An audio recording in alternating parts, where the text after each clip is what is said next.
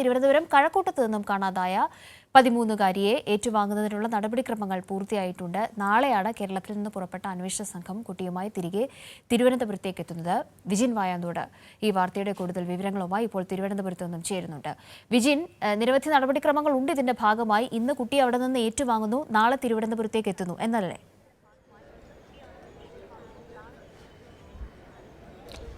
തീർച്ചയായും ഇപ്പോൾ പോലീസ് സംഘം, അതായത് കഴക്കൂട്ടം CIയുടെ നേതൃത്വത്തിലുള്ള സംഘം നിലവിൽ അവിടെ എത്തിയിട്ടുണ്ട്. വിശാഖപട്ടണത്താണുള്ളത്. CWCയുടെ നിരീക്ഷണ കേന്ദ്രത്തിലാണ് കുട്ടി ഇപ്പോഴും ഉള്ളത്. കുട്ടി സന്തോഷവതിയായി ഇരിക്കുന്നു എന്നാണ് പോലീസുകാരും ഒപ്പം തന്നെ അവർ അമ്മയുമായും അച്ഛനുമായും ഒക്കെ ഫോണിൽ സംസാരിക്കുകയും ചെയ്തിരുന്നു. മലയാളം സമാജം പ്രവർത്തകരൊക്കെ അവിടെ എത്തുകയും കുട്ടിയുമായി സംസാരിക്കുകയും ചെയ്തു. അവരാണ് കുട്ടിയെ കണ്ടെത്തിയിരുന്നത്. എന്തായാലും ഇന്ന് ഉച്ച കഴിഞ്ഞുള്ള ദില്ലിയിൽ നിന്ന് പുറപ്പെടുന്ന കേരള എക്സ്പ്രസ്സിലാണ് കുട്ടി തിരുവനന്തപുരത്തേക്ക് പുറപ്പെടുക. കുട്ടിയുമായുള്ള പോലീസ് സംഘം പുറപ്പെടുക. നാളെ വൈകിട്ടോടുകൂടി രാത്രിയോടുകൂടി തിരുവനന്തപുരത്ത് എത്തും കുട്ടിയുമായുള്ള സംഘം. തുടർന്ന് മജിസ്ട്രേറ്റ് കോടതിയിൽ, ആറ്റിങ്ങൽ മജിസ്ട്രേറ്റ് കോടതിയിൽ ഹാജരാക്കും. അതിനുശേഷം അച്ഛൻ്റെയും അമ്മയുടെയും കൂടെ കുട്ടിയെ വിടും എന്നാണ് മനസ്സിലാക്കുന്നത്.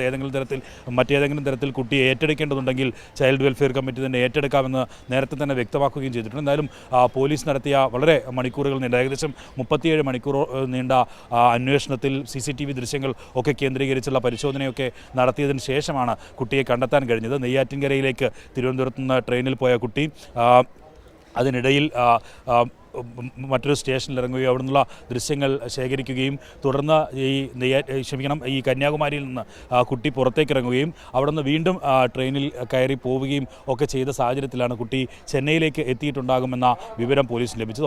അപ്പം തന്നെ RPFൻ്റെ സഹായത്തോടെ കുട്ടിയെ കണ്ടെത്തുകയായിരുന്നു. ചെന്നൈയിൽ നിന്ന് മറ്റൊരു ട്രെയിനിൽ കയറുന്നതായി കണ്ടെത്തി. അങ്ങനെയാണ് വിശാഖപട്ടണത്ത് കുട്ടി എത്തുകയും അവിടെ നിന്ന് മലയാള സമാജം പ്രവർത്തകർ കുട്ടിയെ കണ്ടെത്തുകയും ചെയ്ത് ട്രെയിനിൽ കിടക്കുന്ന നിലയിലായിരുന്നു ആ സമയത്തുണ്ടായിരുന്നത്.